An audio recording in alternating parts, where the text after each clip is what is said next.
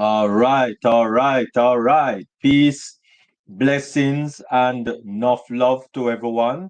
Really appreciate everyone joining us this wonderful Tuesday, October 21, and the program has just begun.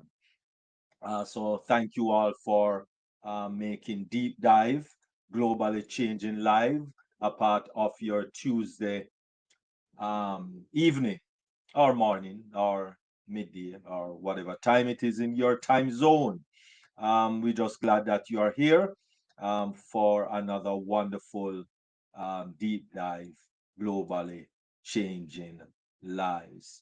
And of course, at this time, we are definitely going to be starting with the signature tune from our very own Queen Larato Shadari, and international recording singing artist.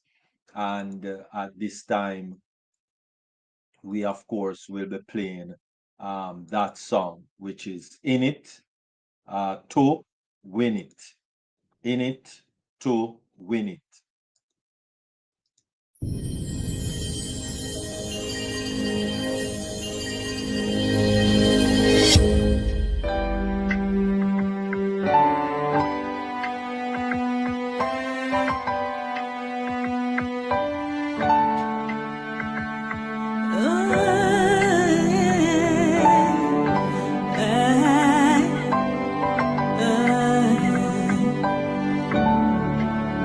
We are here.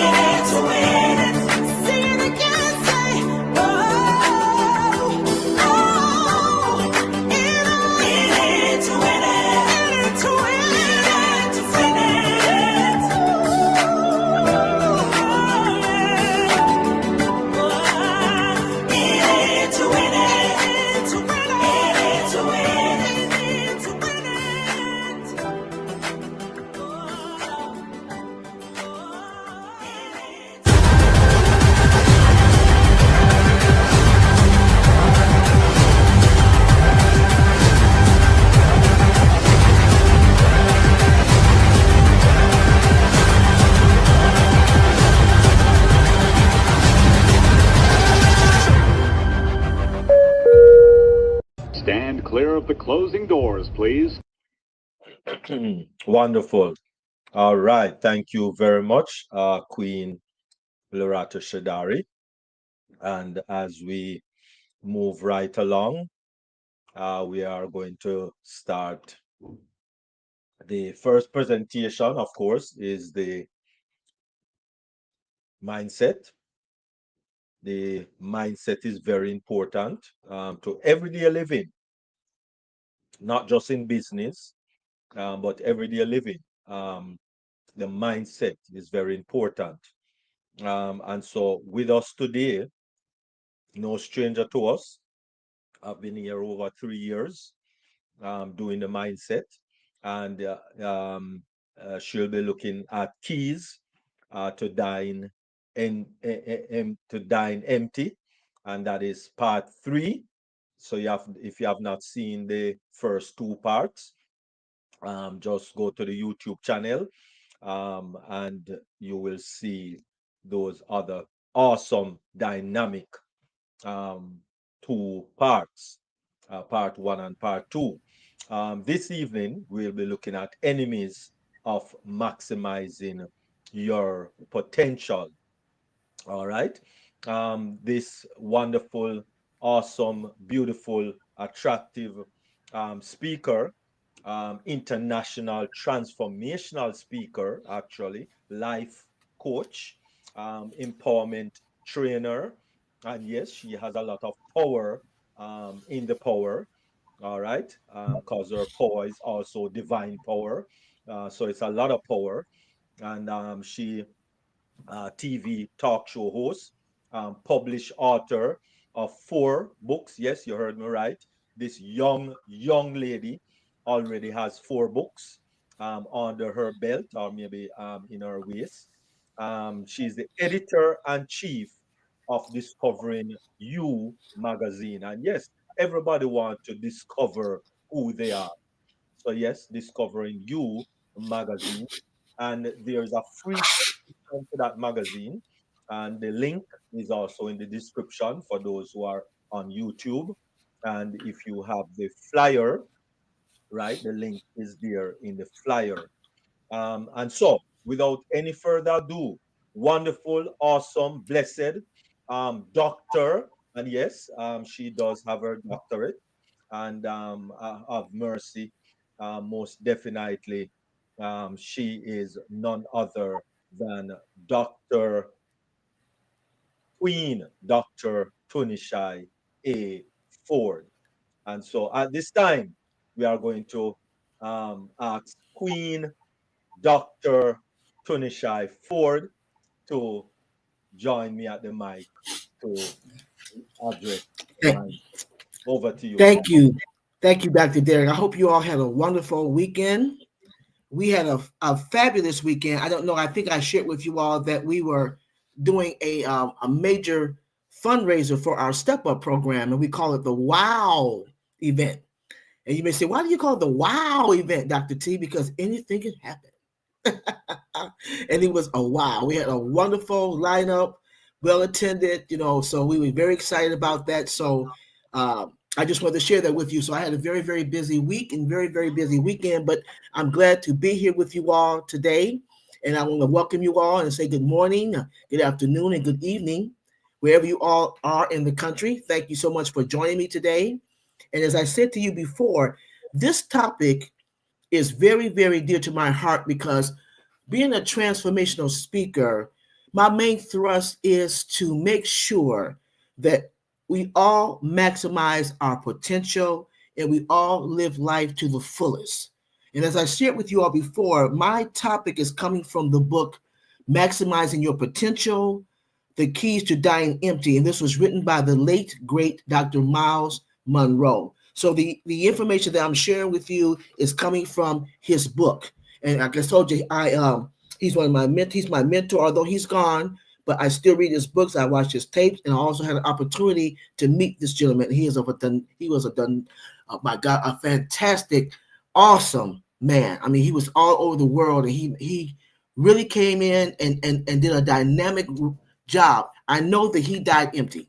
I know right now that the grave is empty, or may have his body, but his potential and his vision did not go with him. So I just want to share that with you. So last week we talked about the enemies of dying empty. But before we get into that, I want to do a recap. I always do a recap. I want to do a recap, which will lead up to part 3 of what I'm sharing. The first thing we talked about was maximizing your potential.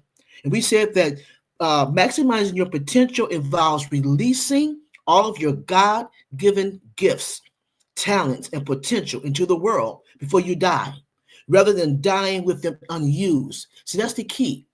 You don't want to leave here with anything being inside of you. You want everything to be gone, fully empty. This means consistently identifying and developing your inner resources, overcoming self-imposed limitations and fears, and living a life of purpose to ensure you leave nothing, absolutely nothing, unexpressed or realized when you leave this world. That should be all of our goals. That should be all of our goals, ladies and gentlemen. And I also shared with you all what it means to die empty. What does it mean to die empty?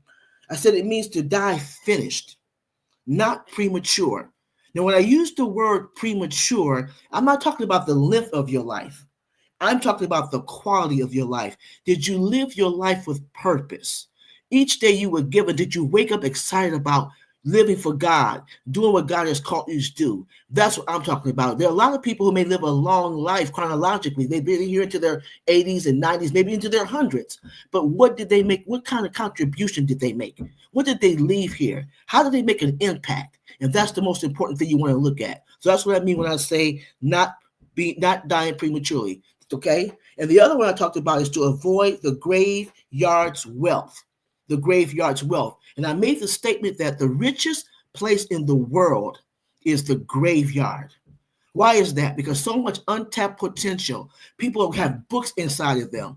People have songs inside of them, businesses inside of them, missions inside of them, and they take it with them. Instead of utilizing it, they take it with them. So you don't want to take these things to the grave. You want to avoid the graveyard's wealth. So that's what it means to die empty. Then I talked about the key principles to die empty. We talked about the principles. And the first one I shared with you was identifying and releasing your God-given potential. First you have to identify what is your potential. What are your gifts? What are your talents? What are your abilities? And when you find that out, then you want to release it. You want to share it with the world. So whatever God has put in you is never just for you. It's always to go out. When God puts something in, he means for it to go out. That means to share it. Okay, so number one, you want to identify, and then you want to release your God-given potential. The other one, number two, I said overcome self-imposed limitations. Overcome self-imposed limitations. Break through those fears, those inhibitions, the self-doubt that prevent you from achieving your goals. Thirdly, cultivate and feed your potential. Your potential is like a plant, a flower. You have to feed it. You have to water it. You have to cultivate, change the soil, move the soil around, make sure it's seeded properly, make sure it's potted properly. And that's what you do with your potential. So you want to make sure that you cultivate and you feed your potential. And then the fourth item, the fourth key is to embrace your uniqueness. Embrace your uniqueness. That means to refuse to be ordinary. God did not make anything ordinary. Everything has a divine purpose. You want to be extraordinary. You don't want to be mediocre in anything that you do. You're designed to be distinctive, special, and irreplaceable. That's profound. You are irreplaceable. Don't let anybody ever tell you that you don't have any self-worth, that you're not worthy. You are irreplaceable. When God put you on this earth, that was your space, and you are irreplaceable. So that's number 4, embrace your uniqueness. And the last key that I want to share with you, remember we're doing a recap, is to live with purpose. Live with purpose. Move forward in your destiny by staying focused. So that's the key word. Staying focused on your goals and firing up. Put that fire on yourself. Get passionate about what you want to do. That's what you want to do. So you want to live your life with purpose every day you wake up. You should be checking in with God saying, what is my assignment? What do I need to do, Lord, to get closer to what you've called me to do? See, there are many steps that leads to your ultimate goal. And that's what you wake up. When you wake up in the morning, you want to get excited about that. And if you don't have that excitement, then that means that we need to start doing something differently. So I just shared those things with you. So I shared the 5 keys, and I shared with you the meaning of dying empty. Now what I want to do is do a recap of what I shared with you all last week. I talked about the enemies of dying empty, the enemies of maximizing your potential. And these are things we must pay attention to because, as we said before, there are over 8 billion people on this planet. And I am pretty sure that you all know for a fact that 8 billion people are not living to their potential. I mean, some of them are children. I understand that. But many of the adults are not living up to the potential. Many of them are not even on the road to doing anything great in their lives. And I'm not talking about something that has to be real huge. God may have something for you small to do, but it's important to him. Maybe you're not a person who's going to go and travel internationally. Maybe you're not going to be a best-selling author. That's fine. But whatever God has called you to do, cultivate that. Make sure you do it with pleasure. Make sure you do it with all that you have within you. And that's the most important thing. So we're going to identify, last week I shared 5 areas that we fall short in, or people fall short in, and that hinders them from dying empty and maximizing their potential. Number 1, remember we're doing a recap for those of you who are taking notes. Number 1 was disobedience. Disobedience brings into our lives the natural and the spiritual consequences of our actions. So what does that mean? That means that if we're disobedient, if we're going contrary to what God wants us to do, that means what? That we are not going to get God's blessings. We're not going to be on track. We're going to get off track. That's what happened in the garden. Adam and Eve were not bad people. In fact, they were good people because that's how God made them. But they got distracted. They got off track because they listened to the wrong voice. They were disobedient. So what happened, I shared with you all last week, that they died within one day. The word of God says they only lived to be in their 900s. Now to you and I, that's a long time, but not in God's time. So because they were disobedient, they were supposed to live a lifetime. They were supposed to live forever, but that was shut court. That was shut close. That was shut down because they were disobedient. The second one I named with you was sin. Number 2 was sin. Although sin and disobedience are similar, sin is worse because it is total rebellion against the known will of God.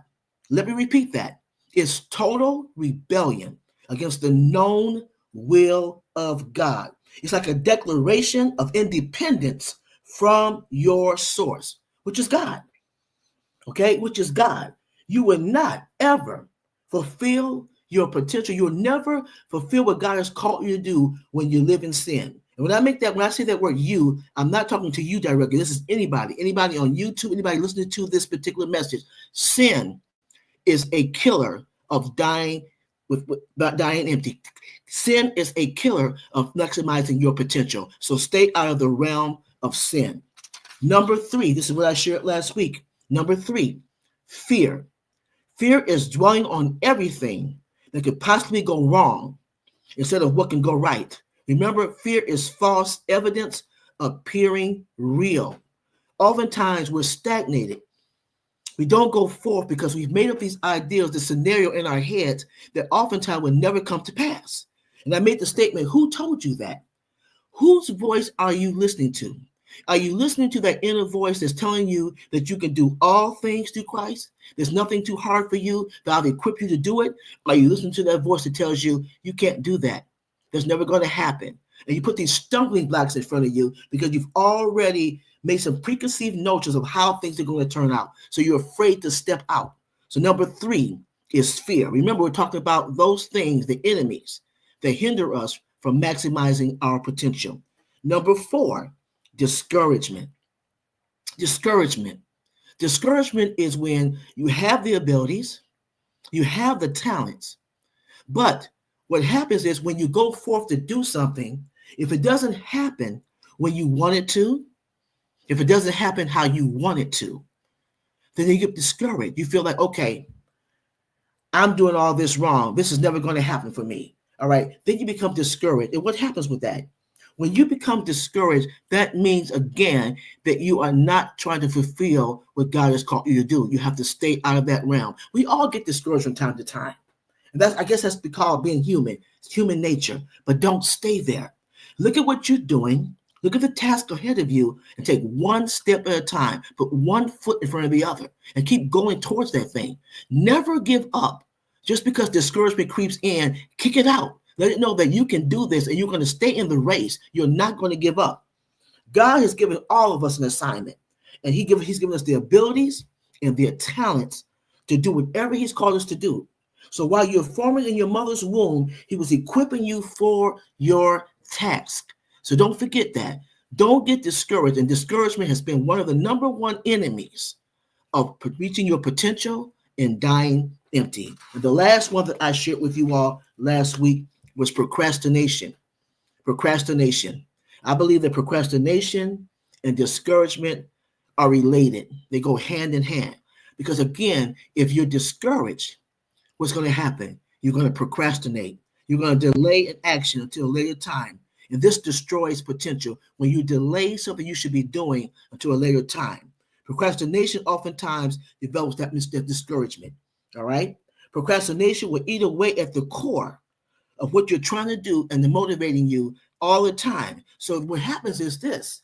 When you are discouraged and you procrastinate, you find yourself never desiring to do it at all. And that's the worst thing that could happen. When you procrastinate, what will happen is that to-do list that you have planned for your life, you begin to take those things off your list because you become discouraged and therefore you don't do it, you procrastinate, and it never gets done. And this is one of the very primary reasons why a lot of people don't complete their assignments. They do not fulfill their dreams and their callings because they procrastinate. They put it off because they allow everything else to come into their lives and hinder them from doing what they've been called to do. So number 5 is procrastination.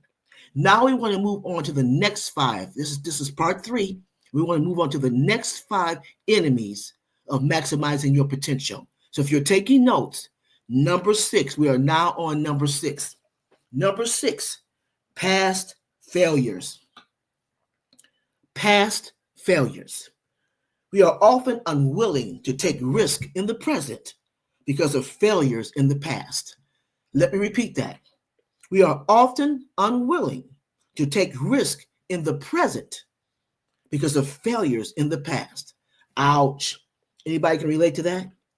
How many of you can relate to that? Past failure should never be an excuse, though, to stop trying.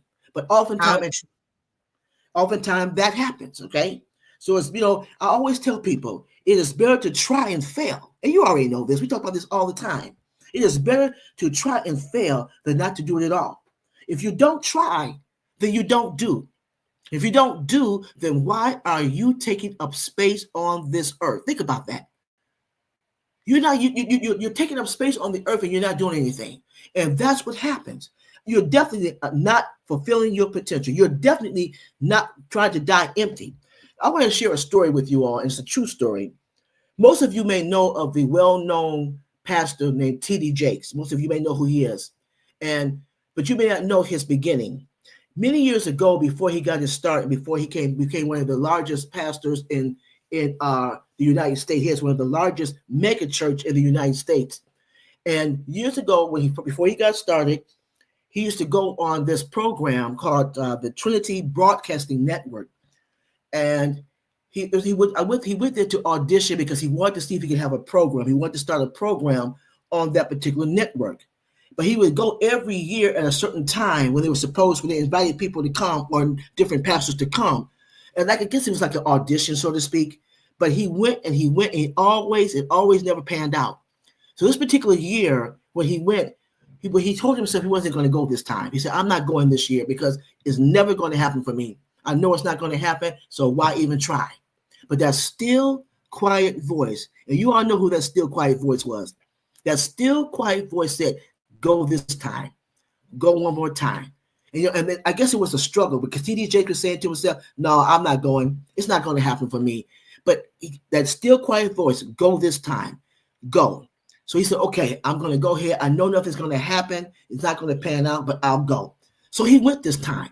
And lo and behold, on that particular day, this is very important. This listen very carefully. This particular day, the CEO of that particular network, the Trinity Broadcasting Network, he happened to be there that day. And he went into the kitchen to make himself a sandwich. And you know they have the sound around where wherever you are in the building, you can hear with the presentation. You can see what's going on in the studio. You can hear what's going on in the studio. So he heard this young preacher, the CEO of the Trinity Broadcasting Network, heard this young preacher preaching his heart out. And he said, "Who is that?" And that's the hey, and you know the rest of it. T.D. Jakes is now one of the largest ministers in the United States. He has one of the largest mega church in the United States. If he had listened to himself and looked at the past failures and didn't take that step of faith, where would he be right now? Maybe he would have made it, and maybe he would not have made it. We'll never know because he listened. He did not let the past failure hinder him from moving forward. And some of you may be in a situation right now where things you may want to do things right now, but you say, "I don't want to do it because every time I put my forth effort to do it, it never pans out." Do it one more time. Listen to that voice that's talking to you right now. Do it one more time. Don't sit down on it. Go forth. Put that one foot in front of the other and move towards that goal and move towards that dream. Be like T.D. Jakes and listen to that still quiet voice who's saying, "Do it one more time." And don't allow past failures to hinder you from moving forward. Number seven, the opinions of others. Again, we're talking about the enemies of maximizing your potential. Number seven, the opinions of others. Ouch. The opinions of others. Criticism causes us to abandon our dreams, and especially from people who we share them with and we want their approval. We all have been in situations, I'm pretty sure, where there are people that we admire, we esteem them so highly, and we value their opinions of us. We value their approval. And if we don't get their approval, or if they don't say that or try to validate what we're doing, then we find ourselves not doing or not going forth in those areas. I know that's happened to me a couple of times because somebody that I admired, somebody that I looked up to told me that I couldn't do something. So I found myself really aborting that particular area in my life. And I regret that. I really do regret that. But all of us have an opportunity to just ignore that voice. Whatever you have been called to do, I don't care if a person that you admire is a person who's doing it with what you're doing. If they're doing it well, it doesn't matter. It could be a parent. It could be a sibling. It could be a friend. It could be somebody that you work with, that you look up to, who you value their opinions. Don't allow their opinions to kill your dream. You want to get your encouragement from God. Okay, what does the word of God say? He says we can do all things through Christ that strengthens you. Okay, and nothing is impossible to him that believes. That's the voice we should be listening to, not the opinions of others. And then oftentimes, look at the people who are giving their opinions. Oftentimes, they're not even doing as well as you're doing. And somehow, for some reason, you put them on a pedestal. You deem them to be so great. If you look at their lives, they're not even doing as well as you're doing. But you've allowed their voice to be the deciding factor as to how you live your life. So stay out of that arena. Number 7, remember, we're talking about those enemies that hinder you from maximizing your potential. So number 7 is the opinions of others. Number 8. Wow, number 8. Now this is this is the one right here. This one should have been number 1, but this is number 8. Distractions. Can I get an amen from anybody? Distractions. One of the number 1 enemies of maximizing your potential, distractions.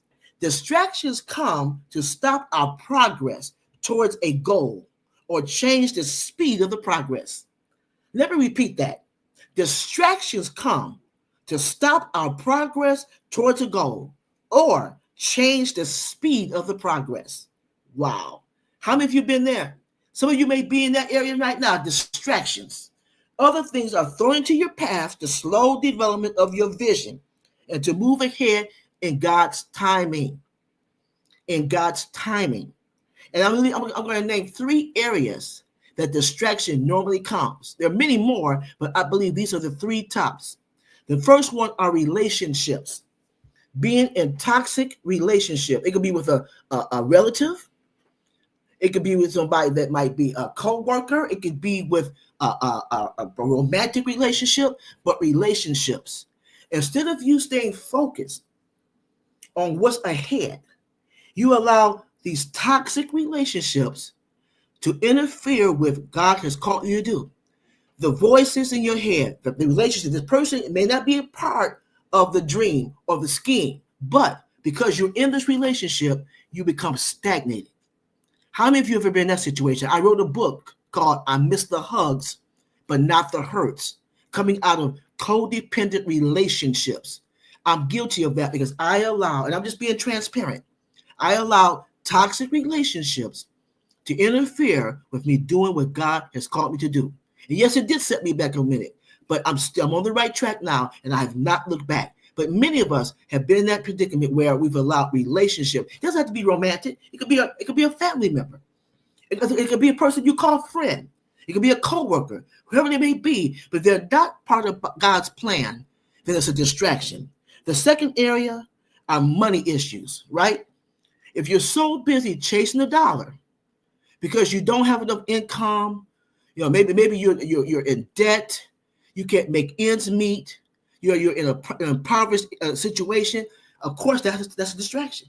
Because how can you concentrate on what God has called you to do when all you can think about is making money, paying your bills, making sure your rent is paid, making sure that you can eat, those type of things, the basic needs. You can't even meet your basic needs because you don't have the money. That's a sure distraction. And the third area are your health issues. If you're not sick, and Queen JW always talks about, and Dr. Derek, your health. If you're not in good health, how can you go forth and do anything if you're always in pain? If your body is dying from the inside out? If you're always going to see doctors? Then you go back into the financial arena where you spend all this money to go and see the doctors. How can you possibly maximize your potential when you have health issues? So these are the things you want to look at when you're talking about distractions. Distractions are a killer.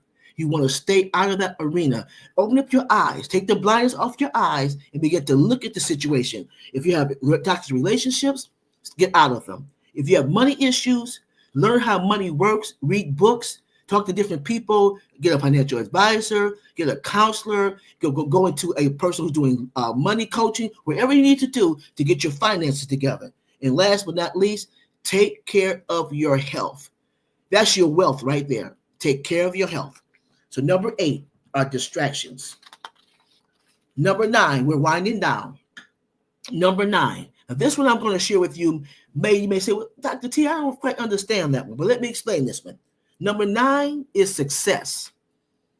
Number 9, success. Now, Tunishai, how can success be an enemy of maximizing your potential? Some of you may ask. I'll answer that for you. If you ever get to a place where you think you've arrived, and some of us may think like we've achieved something and we've arrived. We're right on point. Can't go no further than that. That's where you fall short. We're always evolving daily. Every day we're supposed to try to grow in our life, grow in a particular area. Maybe you're the kind of person, maybe you wrote a book and your book is doing very well. And maybe it might even be a bestseller. And you say, oh, God, I'm getting all these royalties. I'm doing so well. And you never even think about writing another book. But God has put another book in you. But you don't write that book because you're gleaning on the success of the book you have right now. Okay, maybe God has called you to start another business. Maybe you have a thriving business, but God wants to evolve it. But you want to stay right here because you've arrived. You're getting the money that you need. You don't need to do any better. Everything is copacetic.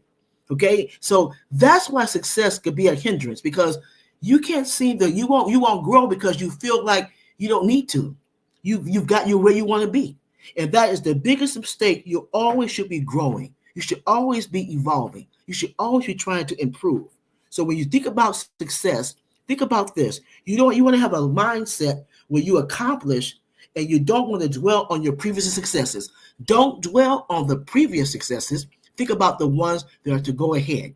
Okay, so number 9 is success. And the last but not least is tradition. Tradition. Number 10. Remember, we're talking about the enemies of maximizing your potential. Number 10 is tradition. When you do things the way you have always done them, there's no need to think outside the box, right? Why should you?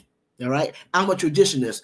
I don't need to change. It's working just the way it's working. I don't need to do anything else. No, I don't want to go that way. I know we're into AI right now. I know we're into technology, but I don't want to look at all that. I'm gonna do it the old-fashioned way. Okay, I'm gonna do it my way. And then you find yourself not being competitive. You can't keep up with what's going on. Then you find yourself folding. Then you find yourself being discouraged, right? Then you find yourself procrastinating. Then all the other enemies of dying empty comes into play. All right. So what you want to do is stay out of that arena of tradition. Don't allow tradition to hinder you from going forth and doing what God called you to do. Although we know that God doesn't change, he doesn't, but he understands that the world is evolving, things are evolving. And a lot of the things that we are trying to utilize are good for us. AI could be a good thing, but it depends on how you use it. Technology could be a good thing, but the social media could be a good thing, but it depends on how you use it. But if you're a person who's caught up on tradition, you'll never grow and you'll never know all that you can become and all that you can do. Why? Because you're stuck on tradition. So I just named with you all 10 areas, 10 enemies of success. So let me do a recap. The first one talked about is disobedience, sin, fear, discouragement, procrastination, past failures, opinions of others, distractions, success, and tradition. What you want to do is you want to stay out of these areas. If you may say, I look at my life, and you may say, Dr. T, I have some of these enemies in my life, and I don't want to continue to walk in them. So, what my advice to you is this: to understand that you have the potential to do great things. Don't allow the things that I just shared to overtake you. Be steadfast and understanding that you have a purpose and God has greatness in you. You're not mediocre and you are not someone that you could just be tossed away. So understand that when you put your heart and mind to something, your heart and your mind should be to die empty and fulfill the calling that God has put on your life. And when you think that way, you'll be sure to stay out of these arenas and you will not get caught up in the enemies of maximizing your potential. You will not get caught up in dying empty. Again, my name is Dr. T, and thank you so much for allowing me to share. Thank you.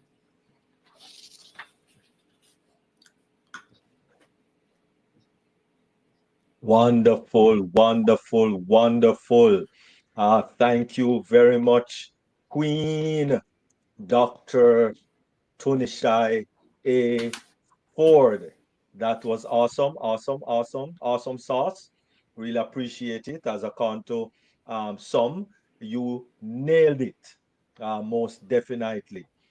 Disobedience, sin, fear, and all of that from last week, and then we look at past failure and opinions and distractions and so on, traditions, etc. And so we just want to thank you for those 10, that kind of unfortunately, um, you know distract us from time to time, and the enemies of maximizing your potential.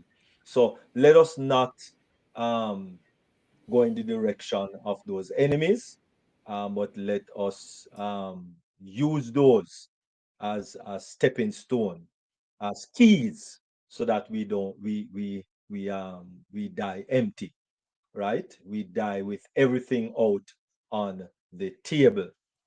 Thank you very much, Queen Dr. T. That was awesome. And so, yes, I know that Queen Pastor Tony has her physical hand up. So go ahead, Queen Pastor Tony. Thank you, King Dr. Derek. Excellent presentation, Dr. T, as always. And I'll pick one thing because I'm always talking about or thinking about past failures and having to press through that and uh, I you're absolutely right because that's a promoter of fear, the fear of stepping out and pressing forth and doing that which you're called to do. And always remembering that we can do all things through Christ who strengthens us. And so I thank God for the messages that He has coming forth out of you. They remind us of things that we need to work on, things that we've gotten victory over, to encourage us that we can get victory over other things as well. So I thank God for you and the messages that He places on your heart to share with us. Okay, thank you. Yeah. Thank you. Thank you. All right, wonderful. Thank you very much, Queen Pastor Tony. And over to you, First Lady Queen Dr. Benny.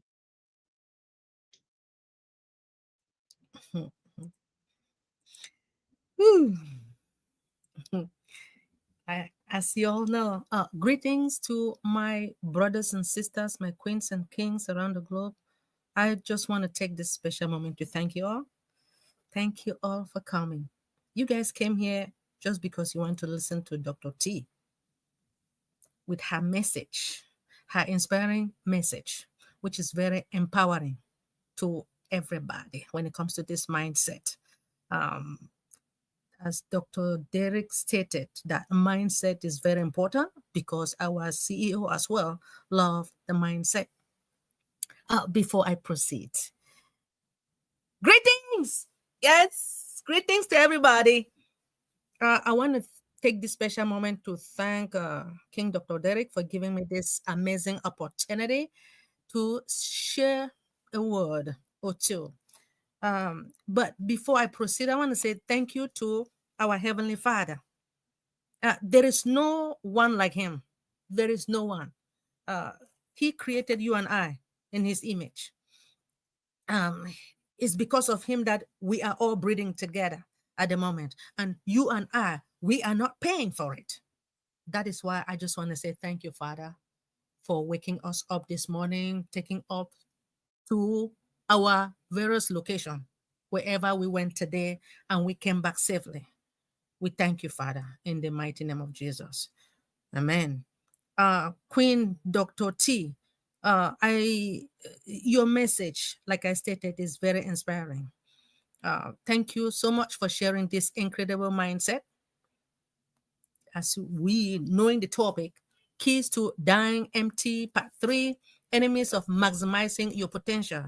Your insights are truly inspiring and empowering. But I love this message that you said. I love everything.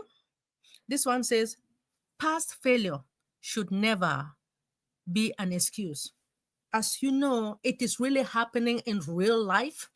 A lot of people, when they fail, they don't want to proceed. They say, no, no, no, I'm not going to do it. When it come into my country, when you're 50 years old, they don't want to proceed with education, even though they did not have it, right? They say they are too old, right? And sometimes they do listen to some of their friends. I will not listen to anybody because what I have noticed in this country or all over the globe, that there are a lot of people who don't want you to succeed in life. They don't. So they will pretend to talk. Say, so, oh, don't do this now. If you do this, it will not work. So if people say don't do it, but if your mind says you should do it, please do it. Follow your mind. Don't listen to anybody. I have noticed I thought I have friends. I thought I have friends, family, but I don't. After knowing what I have gone through, I'm saying it for the whole world to know. I don't have friends because they smile. Dr. T, just look at the way people smile. That is not smile to me. They are fake. I have noticed, and I'm saying it, and I believe you guys are listening. They'll pretend in front of you. "Ah, hmm, not good. Seriously, I don't have friends. But to tell the truth, I don't want to sit here and elaborate everything that you have said. Um, and you make us to understand when it comes to distraction that it comes to some of the distraction comes to stop our progress towards any of our goals. Um, and you make us to understand about romantic relationship and the work relationship. um I will stop right there. When it comes to romantic, yeah, sometimes it dies so fast because the love that the woman might have too much towards the man, or the man have too much towards the lady, and then in the long run it does not work. But I will stop right here. I just want to say, Queen Dr. T, thank you so much for your mindset.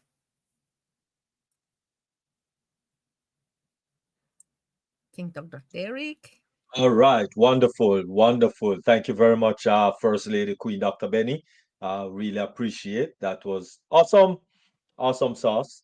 Anyone else have any comment or anything to divulge? Any comments, anything, or anything to say, or anything? All right. Okay, wonderful. All right. Thank you all very much. Really, really appreciate.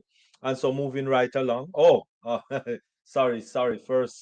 First, let me go to Queen Lily Lane. I see she flagging her hands left and right frantically. So over to you, Queen Lily Lane.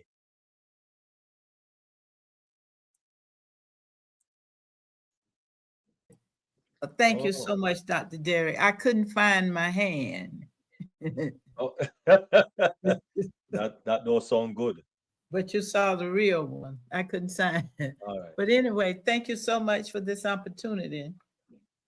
And I want to say to Dr. Ford, I really enjoyed this. I really enjoyed this today. In fact, just a few days ago, I was dealing with the opinion of others. And when we got to the end of the conversation, I didn't say anything. But in my mind, you're not going to stop me. That was in my mind. And, and they didn't stop me. I'm not sure yet what the result is going to be, but I did not follow what they wanted. This was a big thing. This is a really big thing. I put a lot of stuff out there, resources, including money, with this opinion that they're trying to tell me what I need to do, and I don't feel that I need to do it that way. So thank you so much for the information that you share with us this afternoon. I really appreciate that so much. And then the next thing I want to say to you, that since we don't take up collections for you all, I would love to participate with the contribution to the Step Up program. But Okay. you will have to send me something so I will know where to send it to or how to send it. Since we Okay. can't hear you, that's my way. That's my way. In addition to verbal thanking you for what you're doing for us, because we all know that the information that all of you all share with us will cost us big bucks if we had to pay for it. So anytime Yes. I can be of help or service to anybody, let me know. So I definitely would like to give you a donation toward your Step Up program. And Okay. thanks again for the information that you share with us. Thank you, Okay. Dr. Thank you so much. I'm going to put the website, the website in the chat, so you can grab that, Lily Okay, Lane. I appreciate that. Thank you. you're welcome. All right, wonderful. Thank you very much, Queen Lily Lane. Where Really is the appreciate and thank you very much, Queen Dr. T. All right, so we do have Queen Violet also frantically waving her hand left, right, and left, right. I did put the raise hand. I did forget to put it, but it's up now, and it Oh, should be okay, at I the see top it now. center. Yeah. Right. So, all right. Go ahead, Queen Violet. Well, that was very good, Dr. Tunishai. And the one about depression, that's something I deal with. And other than the fact that I'm taking meds for it, soon God's going to heal me of it. But yeah, that's a big one. If you've got depression, you're not, there's not too much you're going to do. A lot of times I have no issues laying in bed all day in the dark. And, you know, when I tell somebody that, they're like, what? And that's depression. And the other one is Dr. Benny, when you said about your spouse. So the first one left because I started making more money than him. I got a job that was, I'm guessing, well, I made more money than him. So he found someone that was on his level and said, I found someone better. So that's I really feel that's why he left. I mean, I've asked, he hasn't said anything, but I really, because all the issues started when I started making more money than him. Anyway, that's that. I'm done. Thanks. Thank you. Thank you. Thank you very much. Did you see the website, Lily Lane? Yes, Okay, yes. got you. Thank you. All right. Wonderful. Wonderful. Thank you very much, Queen Violet. Really appreciate. And that man is stupid, really and truly. Because if my wife making more money than me, I'll be happy. Yeah, you would think. But So you don't have to work so Oh, hard, praise the Dr. Lord. Derek. Yeah? You don't have to work so hard, Dr. Derek. Man. yeah, it's like, are you So you nuts? don't care. Listen. I am so glad for women's lib. No problem to me. No Okay, problem if you're making more money. No we're problem talking to back me. in the 80s. I will be the happiest man if my wife is a millionaire, happiest man on the planet. I don't know, man. But anyway, I guess different strokes for different folks, and everybody look at things differently. I don't feel less of a man if my wife making more money than me. Oh no, because I know who I am, and I definitely know whose I am. Come on, So God. Come on, God. I don't feel threatened. I would not feel threatened. I would not feel any way. I definitely wouldn't be offended. I would be happy. I'll be able to sit down a little more and cool out and chill out and come on. Anyway, I guess some men, some men. Anyway, thank you very much, Queen Violet. Appreciate. And I guess let me see, King Carlton. I know you are on my side. If your wife making more money than you, you'll be happy. You're the happiest man. Come on. Anyway, all right. So moving right along. Thank you very much, Queen Dr. T. Really appreciate. Really appreciate. And at this time, we're moving right along with the next presentation, and of course, that will be none other than First Lady Queen Dr. Benny. And as you know, cybersecurity is something that is very needed. Some persons that I heard that got tricked into clicking on things on the phone and got hacked. Just this week, well, last week, just last week, you know, um, It's so sad. It's so sad. Um, not a old lady or a old man in his 90s or 80s or even 70s. You understand? But got tricked just like that because of a message on his phone. So, you know, let us invite persons to try to come out, even to cybersecurity on Tuesdays, because it is needed. It is needed. People are getting tricked left. People are getting tricked right. People are getting tricked right in front of them, in and behind. People are getting tricked so often. It's not funny.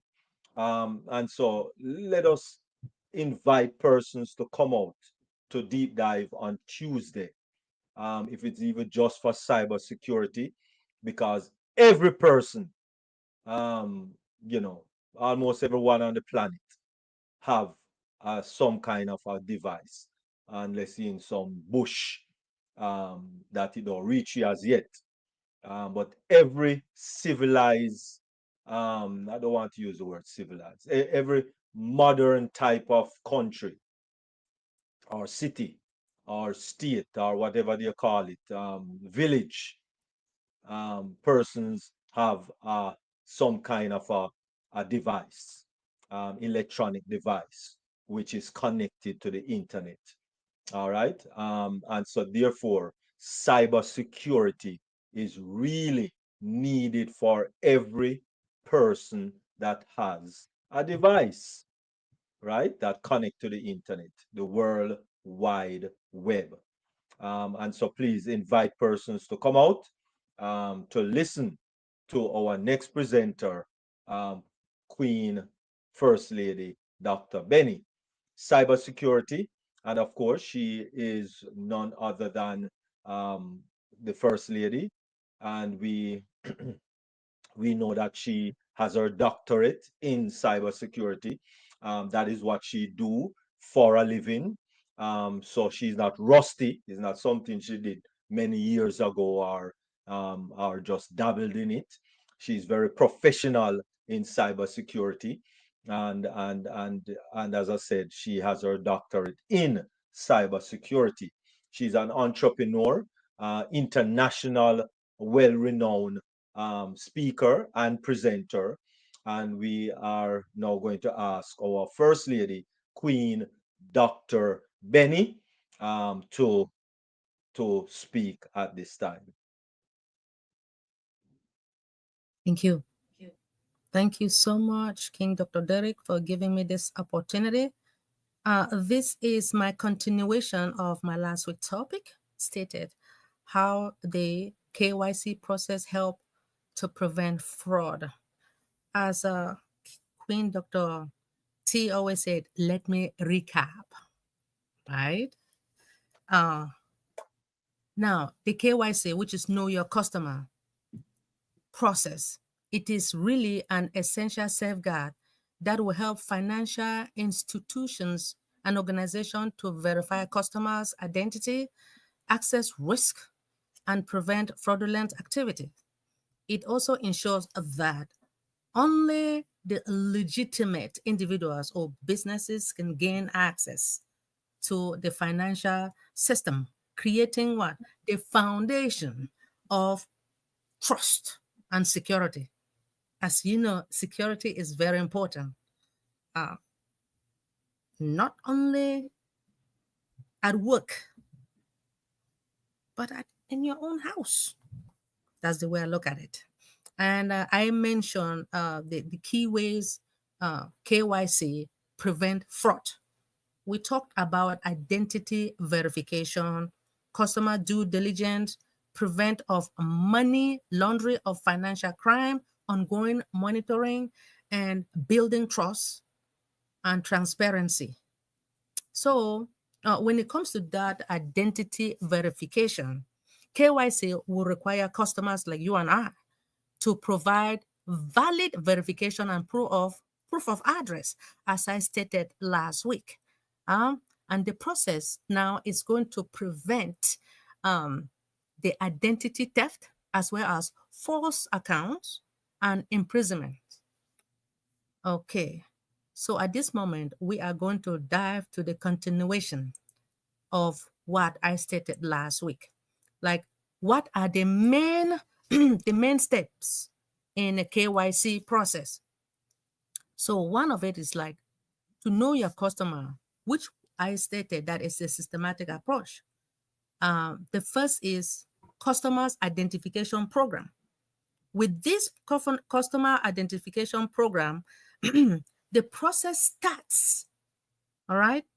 It starts with what? Collecting the fundamental information in order to verify the customer identity. Customer will provide details such as their full name, their date of birth, the address, identification number, like social security number or the passport numbers. So this must be submitted physically because we need to see, they need to see you and I, right? Physically, or digital copies of the identity documents in order to support the verification. The next we talk about the customer due diligence, right? So after affirming the identification, businesses will assess the customer risk profile, the customer due diligence. They will now examine the factors like occupation, financial backgrounds, and the nature of the customer's relationship with the institution. So this assessment now is going to help to identify the potential risk that will link into their transaction and activities. So the next we talk about that due diligence, right? So businesses now, they will conduct the enhanced due diligence for what? The reason is because of high-risk customers. There are a lot of high-risk customers out there. Now, performing a deeper review of the transparency. So this step now will involve what? Verifying the source of funds, analyzing the stages or large or complex transaction, and conducting what? Thorough background check in order to uncover the potential red flag. The next we'll talk about the continuous monitoring, which this KYC process now will extend beyond the verification. So the business continuously will monitor the customer's transaction every day, right? Now, using a real-time analytic and in an advanced dictation code, this system tracks the transaction pattern, flagging any anomalies that may indicate what? The fraud or illicit activities. Next, we talk about like record keeping and reporting. Businesses like, let me say, the federal government, financial institution, now they want to maintain a detailed record of a customer's information and interaction to ensure what? Regular compliance. There has to be a compliance, and that will provide a reliable audit trail. So if this monitoring dictate suspicious activities, business will report them, right, to the authority through what? The mechanism like suspicious activities report, right? Which is very important to the government. All right. So another thing is like, so why is the KYC process very important to organizations, right? It will ensure regulatory compliance and another things like risk management effectively, right? So when it comes to the risk management, not all the customers pose the same level of risk, not all customers, because I cannot pose the same risk like Queen Lily Lane, right? So the KYC will allow the businesses now to assess each customer's risk profile and in order to adjust the monitoring effort accordingly. Now, this process approach approaches will help the financial institution in order to allocate the resources efficiently while maintaining the what? The stability, right? Now, another thing is another process, important process like strengthening customers' trust and security. How?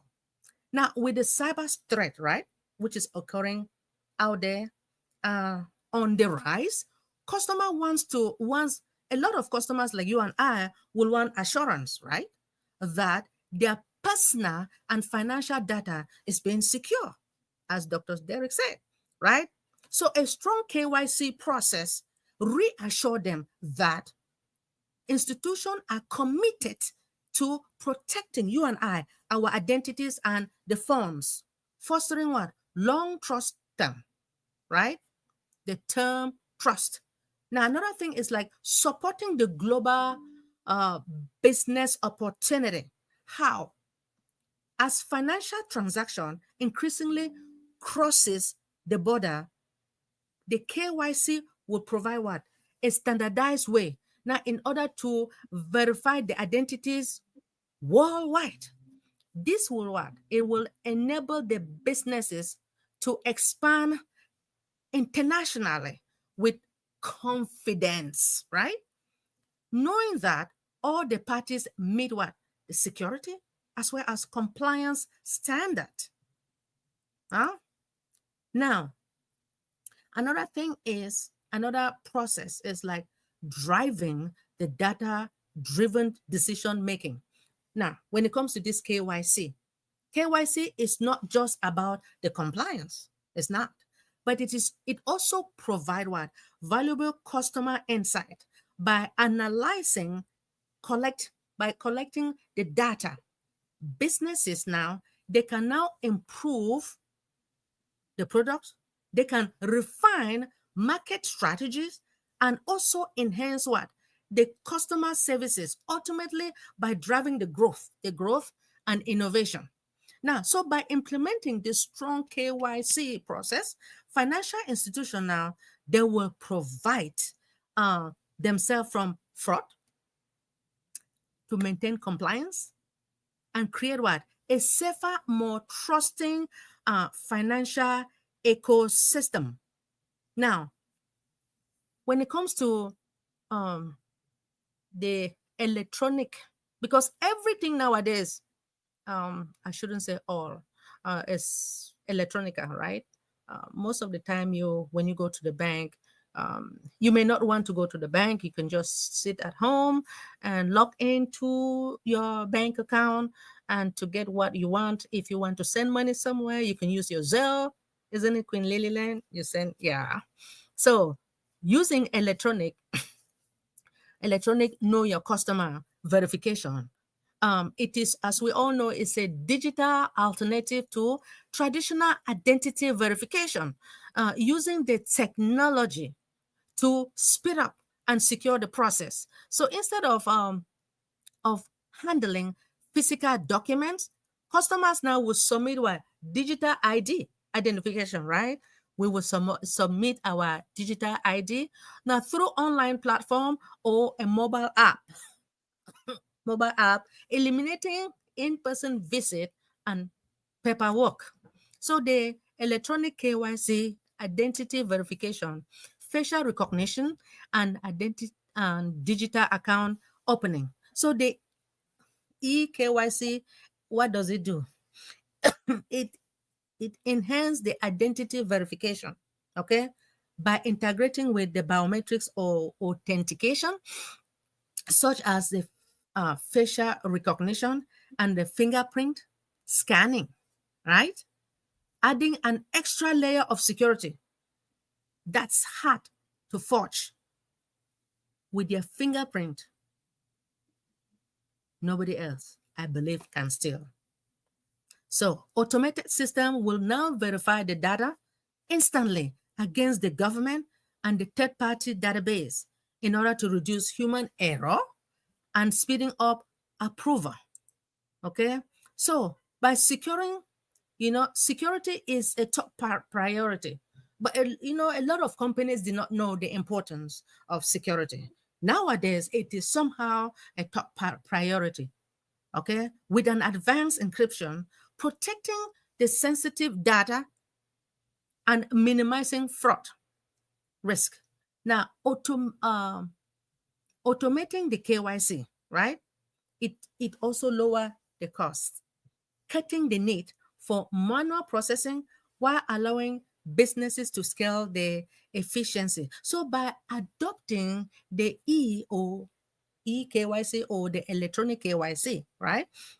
The financial institution they will ensure compliance while offering customers a faster and what? More secure and seamless verification experience. So this digital shift now will now strengthen the fraud prevention and now to support more efficient financial system, right?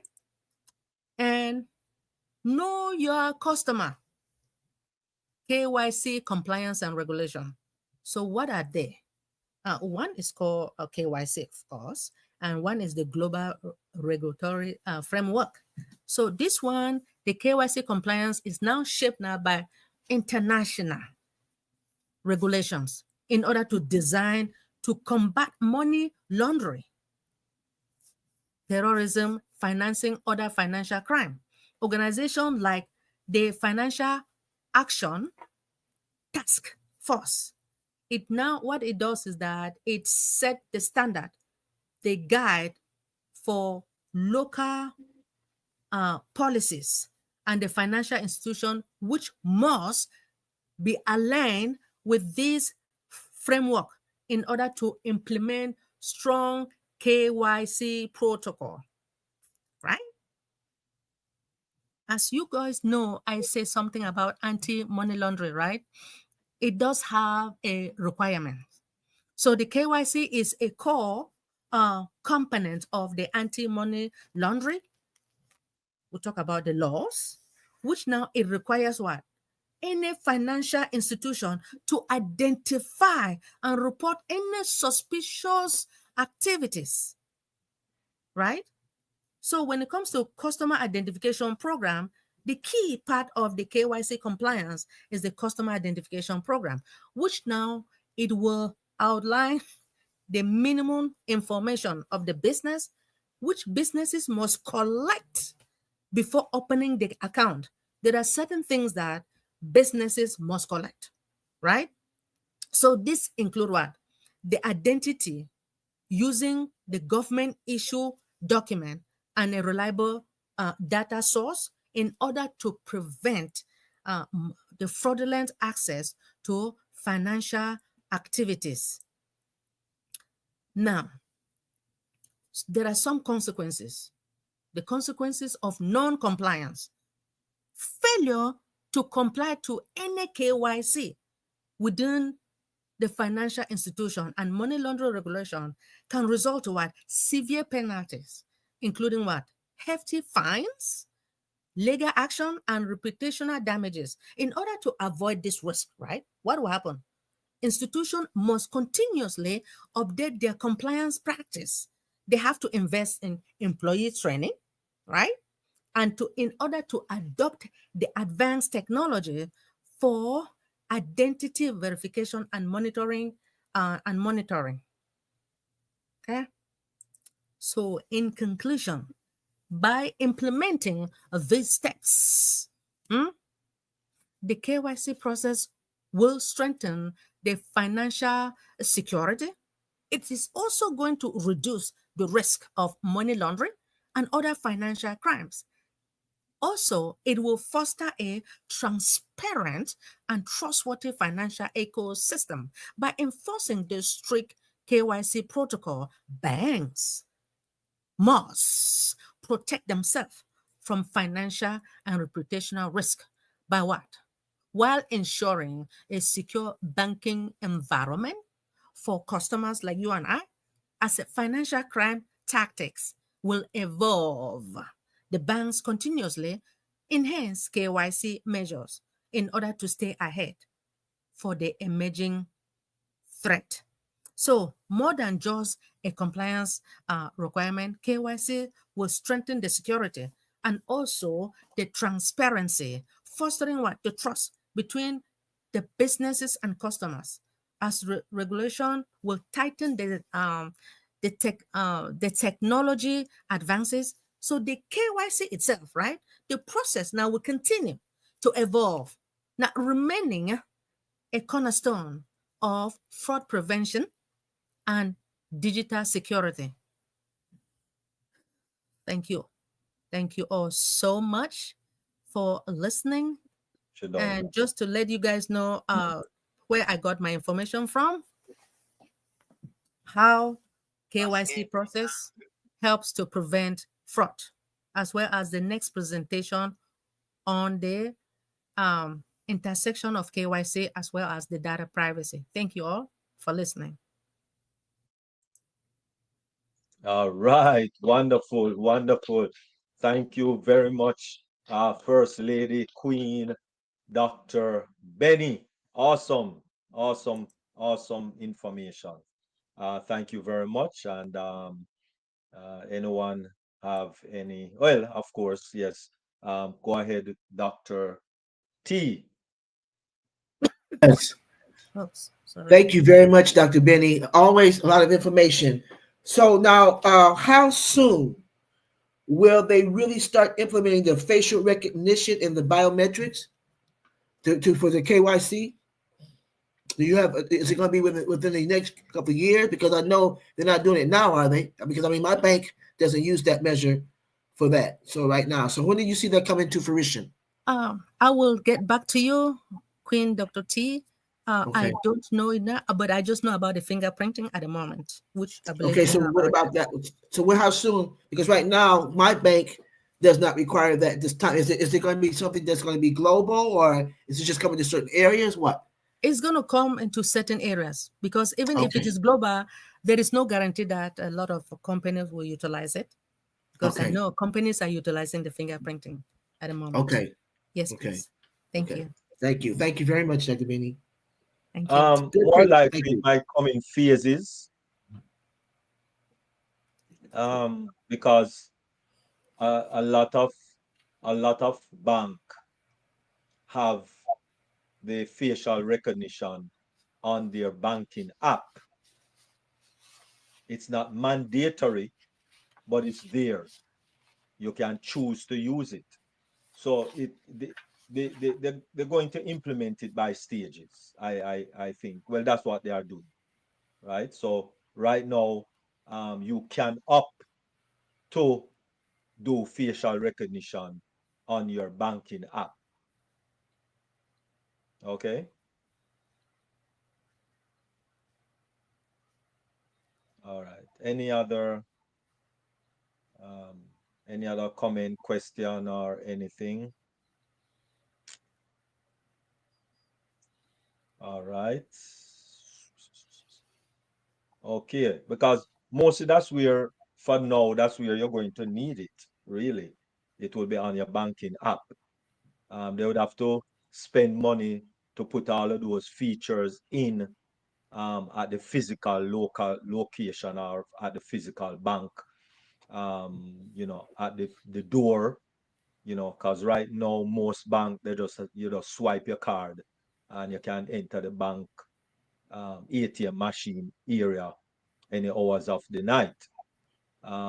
So those maybe would be the next phase of places that would need facial recognition for you to enter the bank, um, in the teller section and those kind of things. But for now, the main place that is used or needed is on your banking app, and most bank has implemented. It's not mandatory.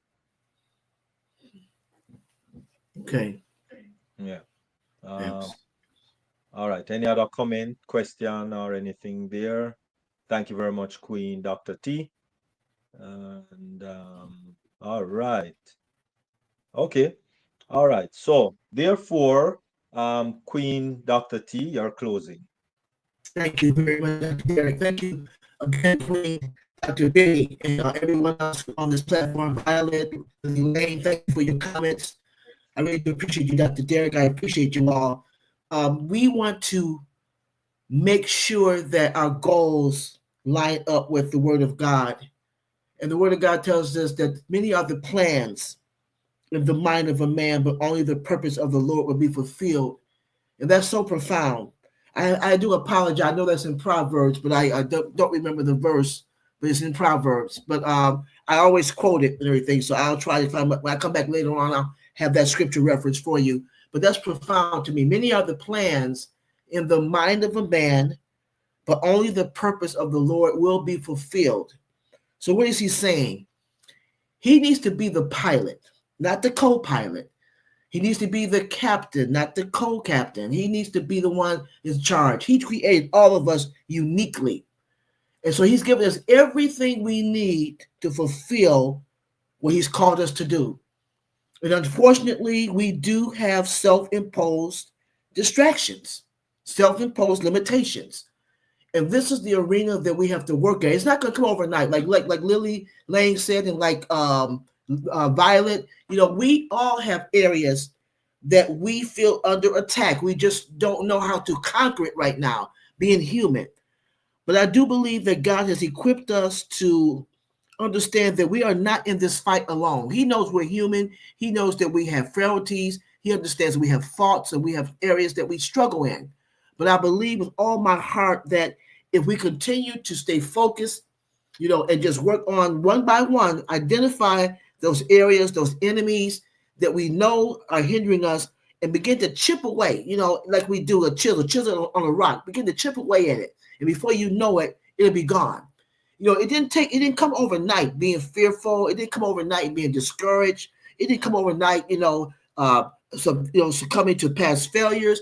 So it may not happen overnight to overcome them, but I believe that you can overcome them. So your goal again is to maximize your potential, stay out of the arena of being fearful, procrastinating, having opinions of others, success, traditions, all of those things I just named. Stay out of that arena as much as possible. And when you work on those things, I believe you'll be well on your way to maximizing your potential and dying empty. Again, my name is Dr. T. Thank you so much for allowing me to share that. Thank you. All right, wonderful, wonderful. Thank you very much. Really appreciate it, Queen Dr. T. And that Bible verse is Proverbs 19, 21. Thank you, Dr. Derek. I don't Proverbs think it's the 19. 21. I don't think Okay, it's the thank King you. James version though. Thank you. That don't sound like the King James version. Okay. But Thank you, Dr. Derek. Proverbs 19, 21. 21. Okay, I have All it. right. Thank you. Wonderful. All right. Thank you very much, Dr. T. And go ahead, Queen First Lady, Dr. Benny. Thank you Your so final. much. Thank you so much, King Dr. Derek and Queen Dr. T. I appreciate you all.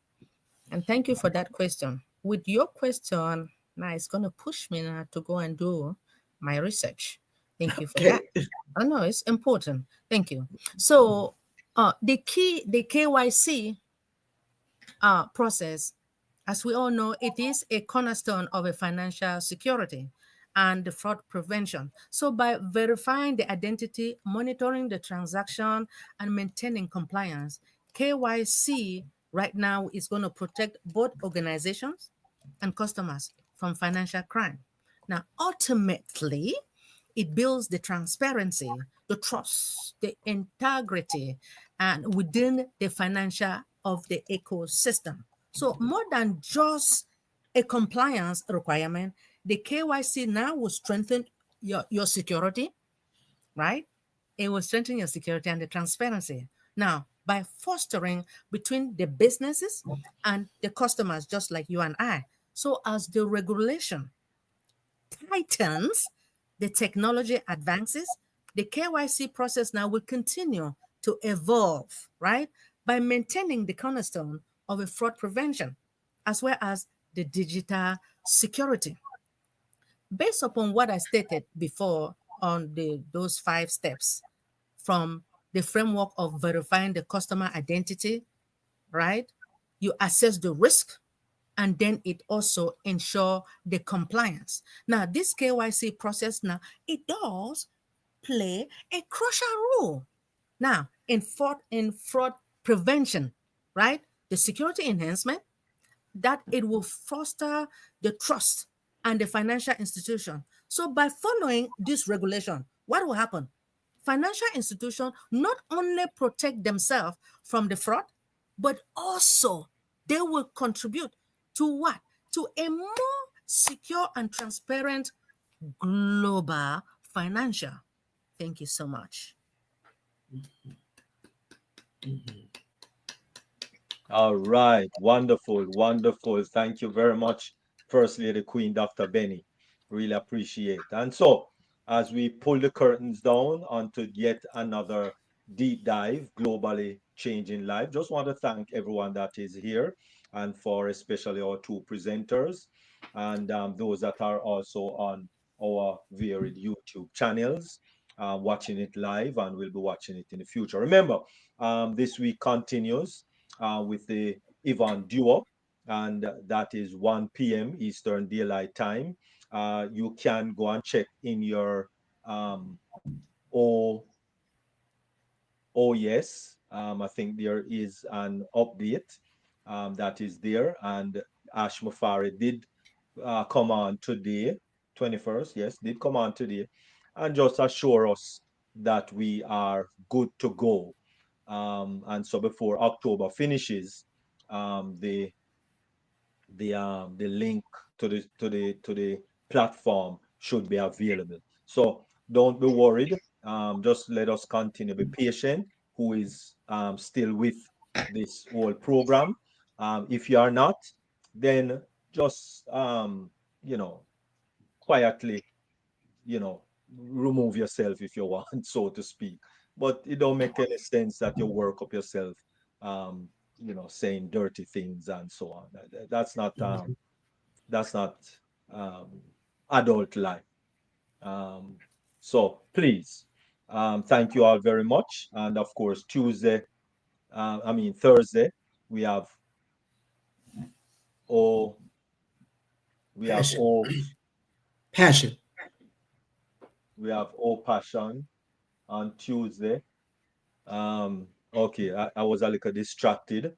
The lovely wife just walked through the door, even though she was to tell me when she was coming near, because I had her on the phone.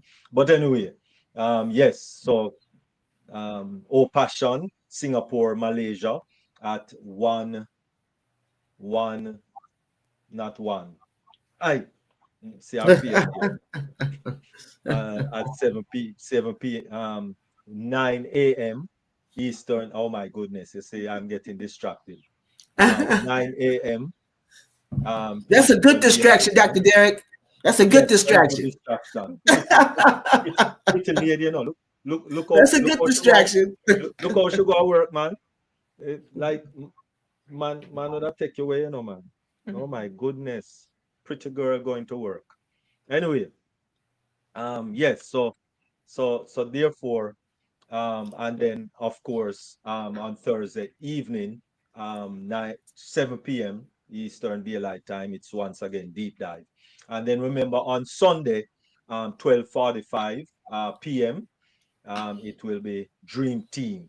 And remember also next week, Monday, we continue with Mindset Monday with, of course, my lovely wife at 7 p.m. Eastern Daylight Time. And it's abundance in love. Continue on that trend. So, because it's love. It's love. Everything that we do, it's all about love. Everything that God does, it's all about love. For God so loved the world that he gave. Love is about giving. Let us be more givers than trying to get what we can get out of life. Try to be givers. It will be better. So thank you all very much for making it deep dive, globally changing life. Really appreciate all of you.